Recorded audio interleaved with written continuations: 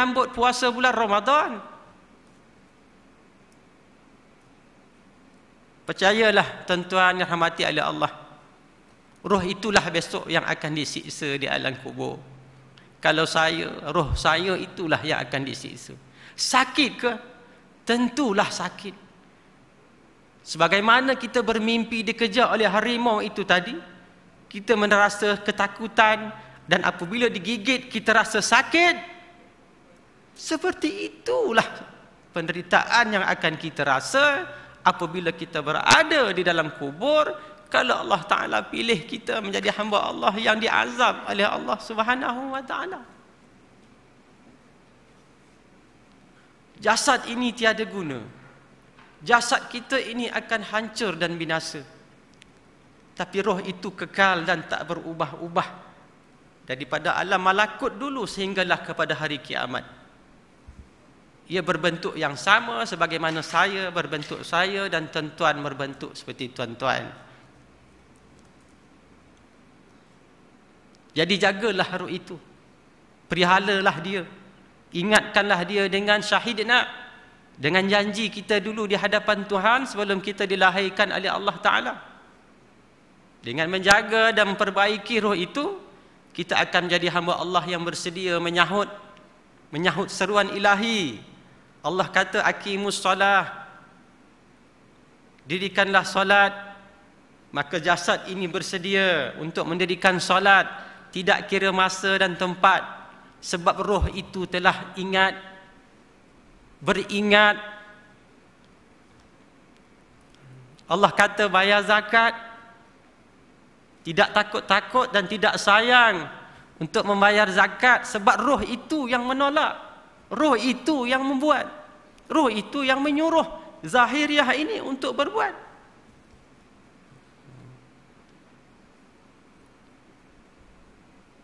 Jadi alam kubur roh itu yang akan disiksa. Cuma istimewanya adalah bila hari kiamat kelak, maka jasad yang hancur itu tadi dia akan dicantumkan semula dengan roh. Maka kita akan masuk surga atau neraka dengan jasad dan roh itu sekali, sebagaimana kita hidup di muka bumi Allah Ta'ala ini.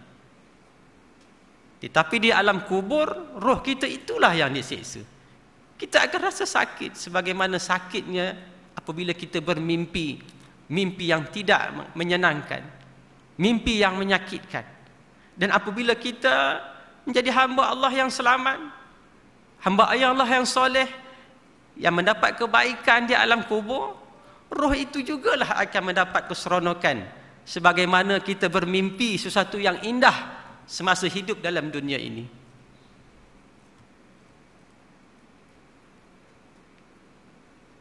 Jadi muslimin yang dirahmati oleh Allah Ta'ala, kalam ulama menyatakan bahawa Ramadan adalah satu bulan yang disediakan oleh Allah Subhanahu wa Ta'ala untuk membersihkan roh. Ramadan adalah satu bulan yang disediakan oleh Allah Ta'ala untuk membersihkan roh, khasnya dan jasad sekali. Rebutlah peluang bulan Ramadan yang akan kita sambut tidak beberapa hari lagi. Ya, berazamlah untuk membersihkan roh itu supaya ingat balik kepada apa yang kita telah berjanji di hadapan Allah Subhanahu wa Ta'ala. Ingatlah segala-galanya telah kita dapat. Saya telah dapat segala-galanya. Isteri dah dapat, anak pun dah dapat. Tidak beberapa tahun yang akan datang, insya-Allah panjang umur saya, cucu pun dapat. Harta pun dah dapat. Segala-galanya dah dapat. Tetapi apakah tempat besok di dalam kubur, yang tempat yang menyenangkan? Adakah saya telah dapat? Pikirkanlah. Roh itu besok akan kembali ke hadapan Allah dengan bentuk dan rupa yang sama. Rasa yang kita rasa, sakit yang kita sakit, sama, tidak berbeza. sebagaimana yang kita rasa dalam kita bermimpi pada suatu malam. Muslimin rahmati Allah. Untuk membersihkan roh itu, maka ulama-ulama tasawuf menyatakan bahawa salah satunya, perbanyakkanlah dengan zikrullah. Perbanyakkanlah zikrullah. Tidak boleh tidak. Jadikanlah zikrullah itu suatu wirid. Hamba-hamba Allah yang soleh, ia tidak boleh terlepas daripada masa-masanya pada tiap-tiap hari untuk zikrullah. Mesti zikrullah. Zikrullah itu maknanya mengingat, zikri, mengingat, ingat Allah. Hanya ingat Allah itulah roh itu berhati-hati. Ingatlah Allah. Zikrullah. Maka ulama-ulama tauhid dan ulama-ulama tasawuf ini menyatakan, atau ulama sufi, pilihlah satu zikrullah yang khas, sebab ia lebih cepat mendatangkan kesan. Walaupun sebenarnya zikrullah itu boleh kita buat pada banyak cara, tetapi dengan mengikut pengalaman atau perbuatan yang telah dilakukan oleh orang-orang soleh yang terdahulu atau ahli-ahli sufi ini, maka kesan untuk membersihkan ruh itu lebih cepat. Lebih cepat. Sebagai contoh, kita ambil satu zikrullah yang diamalkan oleh Imam Ghazali. Imam Ghazali menyatakan bahawa barang sesiapa yang membaca satu zikrullah pada sebelah pagi dan sebelah petang, satu zikrullah yang dinamakan wirid 10, maka wirid ini, zikrullah ini akan memberi kesan kepada roh itu, supaya ingat dan berhati-hati bahawa dulu pernah berjanji di hadapan Allah Subhanahu wa taala. Wirid ini dinamakan wirid 10. Yang pertama, Astaghfirullahalazim allazi la ilaha illa huwal hayyul qayyum wa atubu ilaih. Tuan-tuan mungkin pernah dengar ni ya? Pernah dengar tak ni? Pernah ya? Wirid 10. Itu yang pertama. Amalkanlah wirid ni selepas solat subuh dan selepas solat fardu asar. Maknanya pada sebelah pagi dan petang. Ia akan memberi kesan yang cepat kepada roh. Itu yang pertama. Dibaca paling kurang 3 kali. Astaghfirullahalazim allazi la ilaha illa wal hayyul qayyum wa atubu ilaih. 3 kali. Yang kedua, la ilaha illallah wahdahu la syarika lah, lahul mulku wa lahul hamdu yuhyi wa yumiit wa huwa hayyul la yamut biyadihil khairu wa huwa ala kulli syai'in qadir. 3 kali. Saya sangat senang sangat kalau tuan-tuan tulislah benda tu. Sebab imam mazhab kita, imam mazhab Imam Asy-Syafi'i pun belajar menulis. Tapi tuan-tuan dengar je, tak apalah. Imam Asy-Syafi'i yang maha pandai, yang bukan yang maha pandai. Maha itu hanya milik Allah. Yang pandai itu, dia belajar pun dengan gurunya Imam Ahmad, dengan buku dan alat penulis. Kita belajar sekarang hanya mendengar. Itulah kekurangan kita, ya. Subhanallah, ya, subhanallah. Imam Syafi'i pun menulis. Kita tidak mendengar. Sebab itulah susah sangat kita nak ajak roh kita ini ingat syahidna. Macam saya, ya Abdullah, ya Abdullah, ya Abdullah. saya seru tiap-tiap malam diri saya, wahai Abdullah, roh saya itu, wahai Abdullah, ingat dulu di hadapan Allah. Jika saya dah puas hati, baru saya tidur. Bukan makna saya orang baik, saya terlalu banyak salah dengan Allah Ta'ala, tapi saya berusaha. InsyaAllah, doakan saya berusaha untuk jadi orang yang baik sebagaimana disuruh oleh Allah Subhanahu wa taala. Sebab itu saya selalu berzikir, dan saya ajak tuan-tuan untuk berzikir. Sebab ini perjalanan orang-orang soleh. Bahkan Rasulullah sallallahu alaihi wasallam sendiri pun berzikirullah.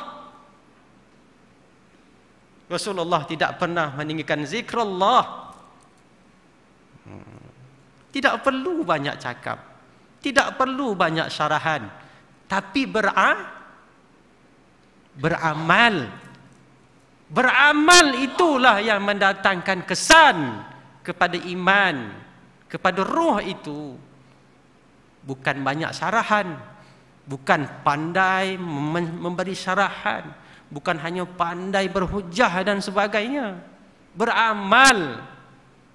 Tuan-tuan, beramallah, ya, beramallah. Zikrullah lah, ikut Rasulullah, ikutlah sahabat-sahabat Rasulullah, ikutlah wali-wali Allah. InsyaAllah tuan-tuan, boleh tak zikrullah? Tak perlu di surau, di rumah pun boleh. Boleh tak? InsyaAllah, zikrullah. Ya, zikrullah. Saya pegang tasbih ke mana-mana. Orang kata, saya tak takut orang kata menunjuk-nunjuk, riak. Kalau nak tunggu ikhlas, baru nak pegang tasbih, sampai bila ikhlas tu nak datang? Tuan-tuan jawablah dulu. Nak tunggu ikhlas, baru berani pegang tasbih ke sana sini, sampai bilakah ikhlas itu akan datang?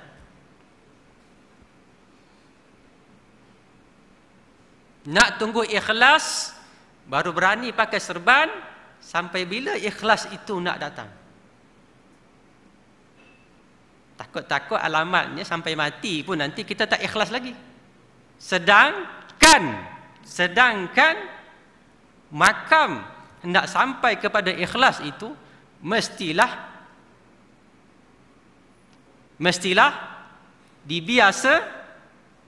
dibiasakan dan istiqamah. Ini namanya istiqamah. Biasakan, istiqamah maknanya buat selalu. Memang di peringkat awal itu, kata ulama, akan ada riya. Dulu saya pun mengakui ada riya.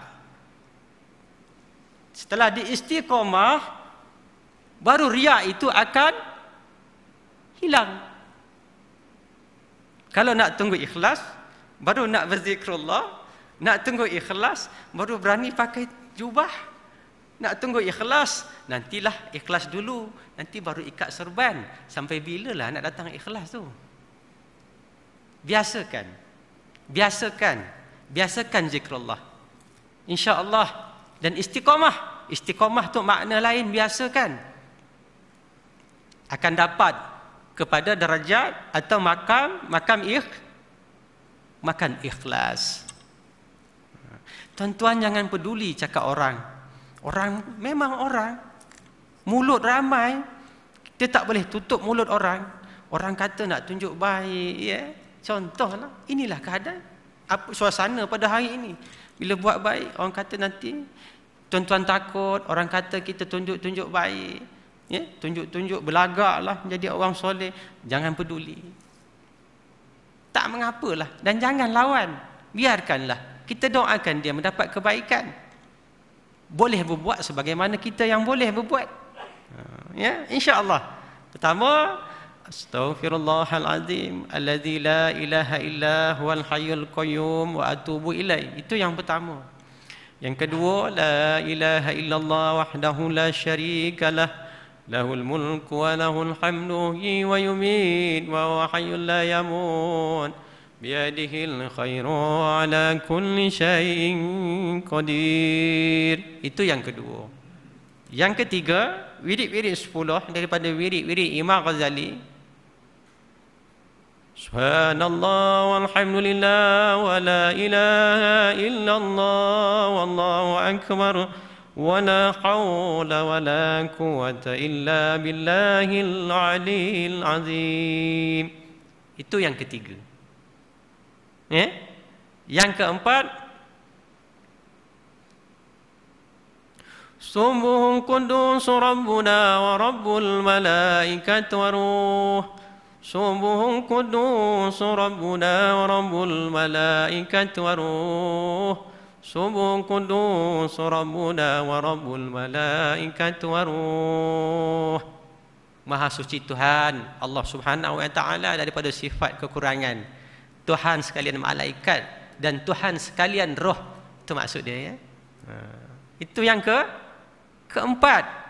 Yang kelima, Subhanallahil azim wa bihamdih. Subhanallahil azim wa bihamdih. Subhanallahil azim wa bihamdih. Itu yang kelima.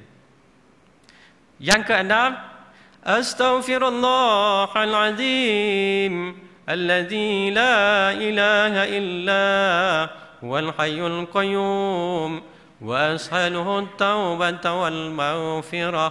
Astaghfirullahal azim alladzi la ilaha illa huwal hayyul qayyum wa as'aluhu at-taubata wal maghfirah. Itu yang keenam.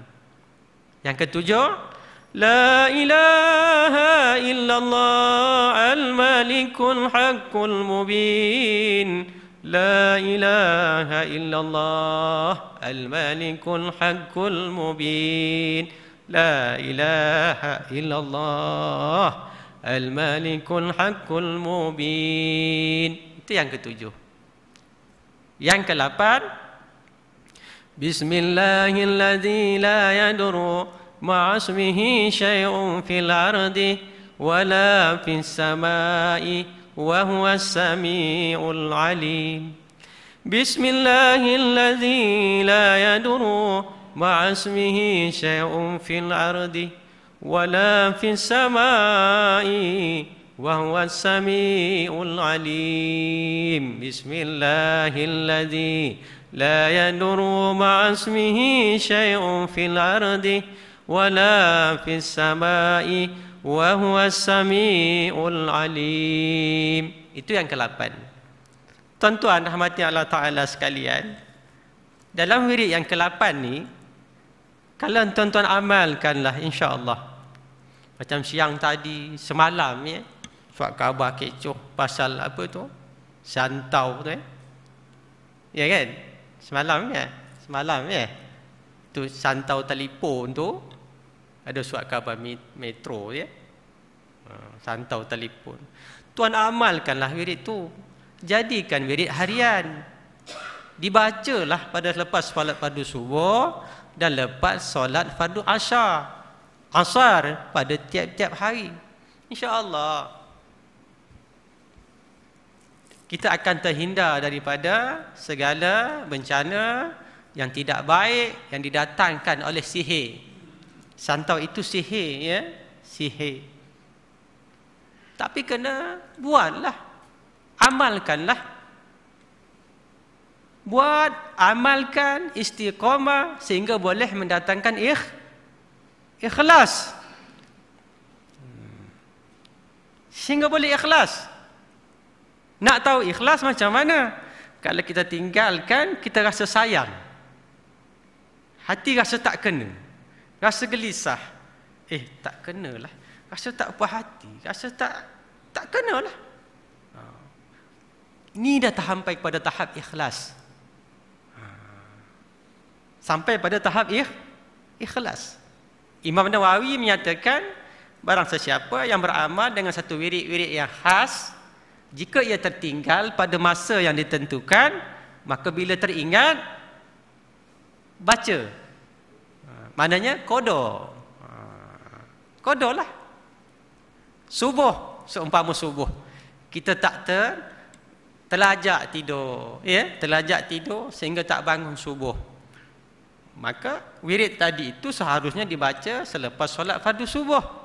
Sebab terlajak tidur tadi, mengikut hujah Imam An-Nawawi, maka diqada sembahyang fardu subuh pada siang hari dan dibacalah wirid tadi sekali. Maka kesan atau fadilat daripada wirid itu masih lagi kita dapat, tidak kurang. Diqadalah bila teringat. Jangan takutlah pasal santau, insya-Allah. Innallaha ala kulli syai'in qadir. Sadaqallahul azim. Allah yang Maha Kuasa atas segala sesuatu. Sihir itu tidak berkuasa pada hakikatnya. Yang hakikatnya berkuasa hanyalah Allah.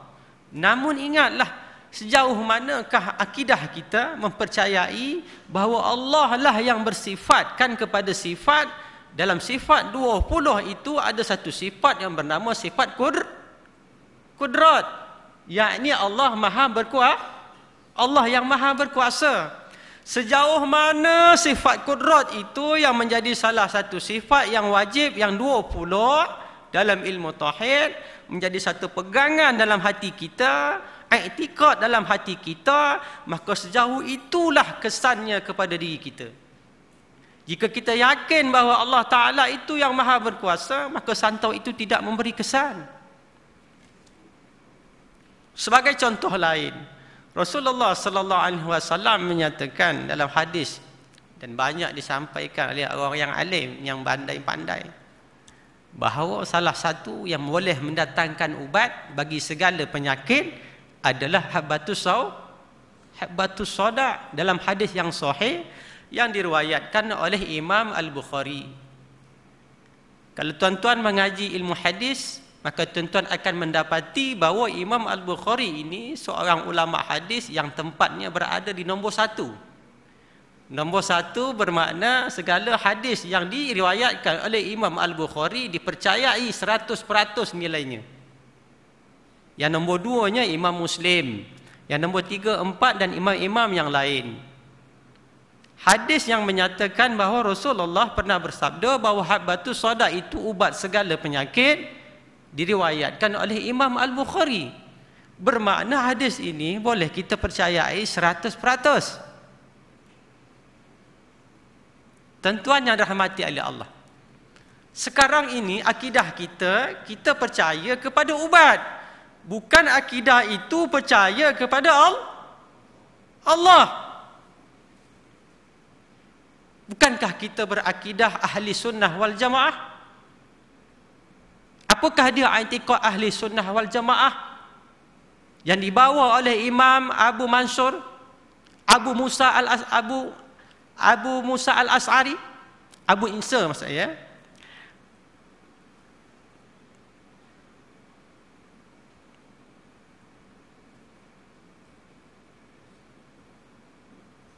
i'tiqad ahli sunnah wal jamaah, Abu Hasan al-As'ari, itu maksud saya tadi, bahawa i'tiqad ahli sunnah wal jamaah yang dibawa oleh Abu Hasan al-As'ari, segala ikhtiar hamba tidaklah wajib memberi kesan bagi hamba. Yang memberi kesan itu hanyalah Allah Subhanahu wa taala. Kita minum ubat, kita i'tiqad bahawa ubat itu yang menyembuhkan penyakit. Ini bukan i'tiqad ahli sunnah wal jamaah. Tuan-tuan tanyalah mana-mana orang alim yang beriktikad ahli sunnah wal jamaah yang dibawa Abu Hasan al-As'ari, yang merupakan Abu Hasan al-As'ari ini adalah keturunan daripada sahabat Rasulullah sallallahu alaihi wasallam yang bernama Abu Musa al-As'ari. Pada suatu hari Rasulullah sallallahu alaihi wasallam mengadakan satu perhimpunan yang dihadiri oleh Abu Musa al-As'ari. Maka Rasulullah bersabda bahawa suatu masa kelak akidah umatku akan diselamatkan oleh seseorang yang asal keturunannya berasal daripada sahabatku ini. Sahabatku ini. Maka Rasulullah sallallahu alaihi wasallam menunjuk kepada Abu Musa al-As'ari. Dan 250 tahun atau 60 tahun lebih kurang selepas hijrahnya Rasulullah sallallahu alaihi wasallam, maka lahirlah pada tahun 260 Hijrah Abu Hasan al-As'ari yang membawa ajaran ahli sunnah wal jamaah yang ikut-ikuti dalam negara ni dan beberapa negara lain. Inilah Abu Hasan Asy'ari yang kita menjadi ikutan kita dalam pahaman ahli sunnah wal jamaah. Abu Hasan Asy'ari mengatakan bahawa ikhtiar hamba tidak wajib memberi kesan. Yang memberi kesan hanya Allah Ta'ala. Ubat tidak memberi kesan Allah. Jangan heran. Sebab itu jangan heran. Doktor kata tiada penyakit,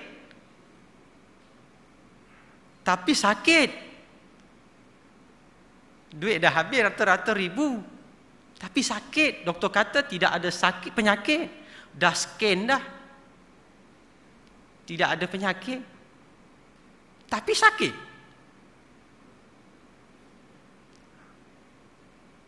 Nampak tak tuan-tuan? Inilah akidah kita. Kita salah selama ini. Kita ingat ubat itu yang memberi wajib, memberi kesan. Bukan ubat. Allah. Kalau tuan-tuan ikut kepada akidah ahli sunnah wal jamaah, Allah yang wajib memberi kesan, bukan ubat. Rasulullah menyatakan habatus sauda itu mengubat segala penyakit. Adakah kita percaya? Adakah kita percaya atau tidak? Kalau percaya, kita percaya, adakah kita minum atau kita makan atau tidak? Atau kita lebih percaya kepada ubat-ubatan yang mahal, yang harganya puluh-puluh ribu, bahkan ratus-ratus ribu? Mana lebih kita percaya? Adakah habatus sauda, kalau kita pergi ke Medan, hanya harganya RM8?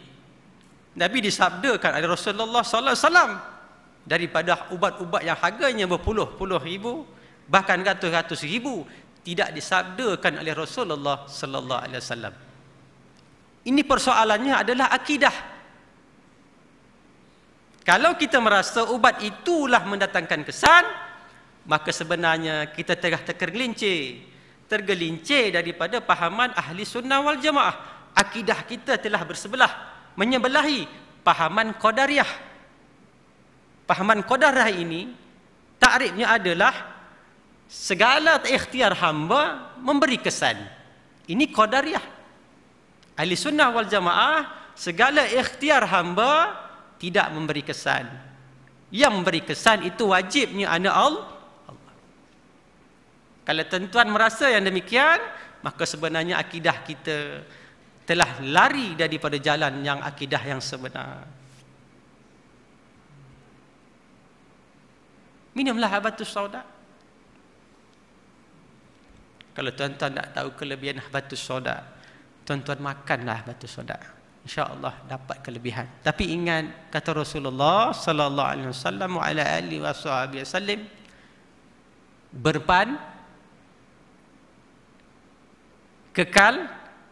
kekalkan. Sebab ujung hadis tadi kekalkan. Makna kekalkan ni apa? Makan berterusan tiap-tiap hari. Jangan makan waktu sakit. Waktu datang sakit baru nak makan. Tengah sehat tak nak makan, tak jadi. Rasulullah makan ni tiap-tiap hari. Ya?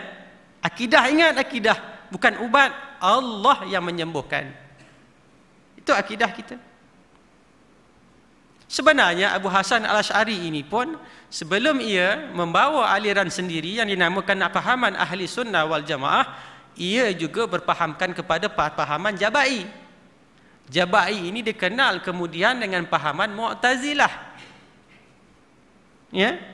Sebab apa Abu Hasan Al-Asy'ari ini membawa pahaman sendiri, yakni pahaman ahli sunnah wal jamaah? Panjang sirahnya, panjang sejarahnya.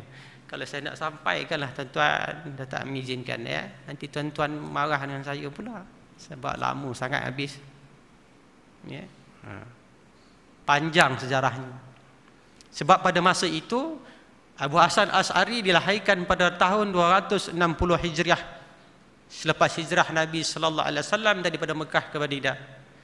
sehingga ia berusia 40 tahun. Dalam pada usia 40 tahun, selama masa itulah ia mengikut kepada pahaman akidah Al-Jabai yang ia bawa, yang ia ikut, yang ia anut, yang ia belajar daripada ayah atau bapa tirinya sendiri yang bernama Abdullah bin Abdul Wahab Al-Jabai.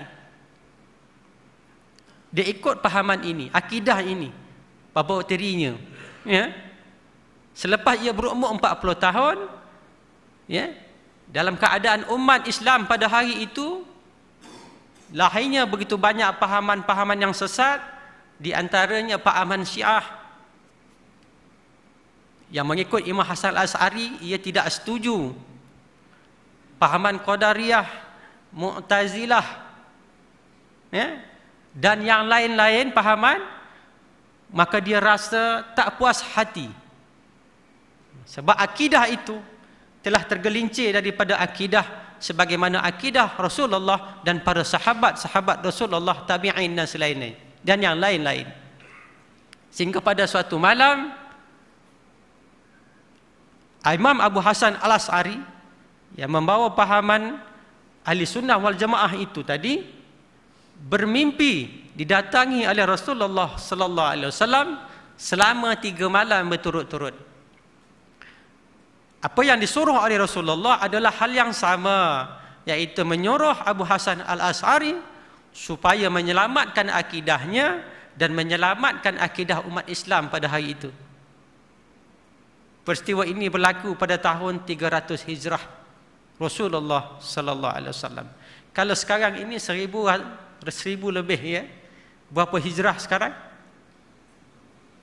Maknanya peristiwa ini dah terjadi 1000 tahun lebih. Selepas mimpinya bertemu dengan Rasulullah sallallahu alaihi wasallam, maka Imam Abu Hasan Al-Asy'ari ini mengasingkan diri selama 15 hari. Ya, 15 hari, sehingga Allah bukakan kasaf. Kasaf itu adalah satu tirai kerohanian. Tirai kerohanian, jika hendak saya uraikan, ia memakan masa yang sangat panjang. Ia satu benda yang sangat halus, ya. Tirai kerohanian dibuka oleh Allah Ta'ala kepada Abu Hasan Al-Asy'ari, sehingga Abu Hasan Al-Asy'ari memperoleh akidah yang berbetulan dengan akidah Rasulullah sallallahu alaihi wasallam, dan ia melahirkan satu akidah yang dinamakan, yang kita ikut pada hari ini, yang bernama pahaman Ahli Sunnah wal Jamaah.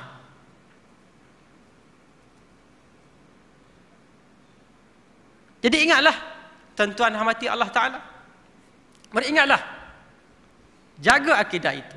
Bukan ubat yang menyembuhkan, Allah. Minumlah atus sauda. Saya tak berbohong, tuan-tuan yang dirahmati oleh Allah. Di malam yang berkat di bulan Sahaban yang mulia ni, dulu saya pun pernah sakit. Lebih kurang 12 tahun yang lalu, saya pernah sakit. Benar, segala sesuatu yang Allah Ta'ala jadikan bukanlah satu hal yang sia-sia, sebagaimana yang tertulis dalam Al-Quranul Karim. Sungguh benar, saya dulu pernah sakit. Sakit itu ada hikmahnya bagi saya. Pada hari ini, dengan dapatnya sakit itu, sedikit banyak memberi kesan kepada saya, memang benar sabda Rasulullah sallallahu alaihi wasallam.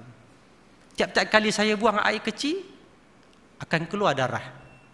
Tiap kali buang air kecil, akan keluar darah. Beberapa hari saya menderita kesakitan, beberapa minggu rasanya.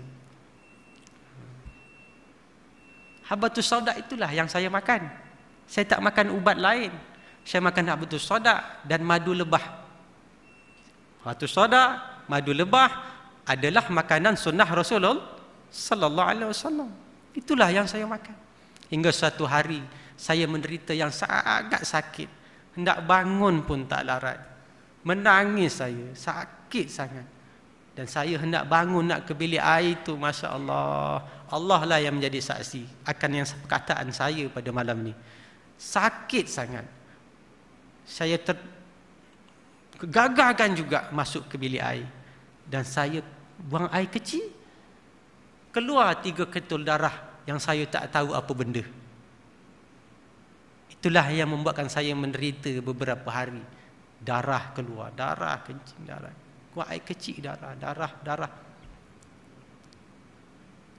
Tapi peristiwa itu telah berlalu 12 tahun. Dan sekarang saya bertambah sehat. Dan kalau saya yakin, saya kaya pergi hospital pun, doktor akan scan, doktor tak akan jumpa penyakit saya. Daripada itulah hikmahnya saya mendapat satu akidah. Bukan maknanya saya ni hebat. Peristiwa itu mendatangkan kesan. Penyakit itu mendatangkan kesan bagi saya. Benarnya akidah ini, ahli sunnah wal jemaah ini, bahawa ikhtiar hamba itu tidak memberi bekas. Hanya Allah itu yang menentukan. Saya makan habatus sauda, bukanlah akidah saya habatus sauda itu menyembuhkan penyakit saya. Tidak. Saya makan habatus sauda sebab sabda Rasulullah. Kalau Rasulullah sallallahu alaihi wasallam tak suruh makan habatus sauda, saya tak makan. Rasulullah suruh saya makan. Namun hati saya, akidah saya, Allah yang menyembuhkan. Saya sembuh sampai sekarang, alhamdulillah. Benar cerita saya. Tuan-tuan yakinlah, percayalah, betulkan akidah. Makanlah, berubatlah sebagai ubat yang mana disarankan oleh Rasulullah. Namun akidah jaga, Allah yang menentukan. InsyaAllah tuan-tuan. InsyaAllah. Yang kesembilan, Allahumma salli ala Sayyidina Muhammadin abdika wa rasulika nabiyil ummi wa ala alihi wa sahbihi wa sallim. Itu zikir yang ke-9, selawat. Jangan lupa berselawat. Yang ke-10, la ilaha illallahul wahidul qahar rabbus samawati wal ardi wa ma bainahumal azizul ghaffar. La ilaha illallahul wahidul qahar Rabbus samawati wal ard wa ma bainahumal azizul ghaffar. Itu yang ke-10. Jadi cukuplah 10 zikrullah, wirid yang khas yang diamalkan oleh ahli-ahli sufi, ahli-ahli tasawuf, ulama-ulama tauhid dan tasawuf ini untuk membersihkan roh, membersihkan roh, mengingatkan roh bahawa dulu kita pernah bersaksi di hadapan Allah untuk taatkan Allah, untuk mengikut segala yang disuruh Allah dan meninggalkan segala yang dilarang oleh Allah Subhanahu wa ta'ala. InsyaAllah boleh amal tuan-tuan? InsyaAllah. Akhirul kalam, saya mohon maaf banyak-banyak jika ada tersalah dalam perkataan saya. Mudah-mudahan apa yang saya sampaikan memberi kebaikan kepada saya dan tuan-tuan. Bismillahirrahmanirrahim. Subhanakallahumma wa bihamdika asyhadu an la ilaha illa anta astaghfiruka wa atubu ilaik. Bismillahirrahmanirrahim. Wal asri innal insana lafi khusr illa allazina amanu wa amilus solihat wa tawasaw bil haqqi wa tawasaw bis sabr. Amin ya arhamar rahimin.